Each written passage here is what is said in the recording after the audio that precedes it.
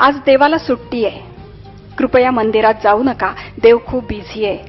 त्याला साकडं घालू नका. जायचंच असेल तर जा एखाद्या अनाथ आश्रमात. तो तिथे लहान पोरांना हसवतोय. तुम्हीही हसवा एखाद्या कोमेजलेल्या फुलाला. आज देवाला सुट्टी आहे. तो भेटेल तुम्हाला हॉस्पिटलात प्रेमाने रोग्याला बरा करताना. तुम्हीही जा आणि हातभार लावा. मात्र आपली तक्रार सांगू नका, कारण आज देवाला सुट्टी आहे. तो दिसेल वृद्धाश्रमात आजी आजोबांचे डोळे पुसताना. रुमाल घेऊन तुम्हीही जा त्याचे अश्रू पुसण्यासाठी. मात्र आपले अश्रू दाखवू नका, कारण आज देवाला सुट्टी आहे. तो बसलाय ट्रॅफिक सिग्नलवर खेळणी विकणाऱ्या मुलांच्या सुरक्षेसाठी. तुम्हीही जा हातात वह्या पुस्तकं घेऊन. त्यांना सुशिक्षित करा.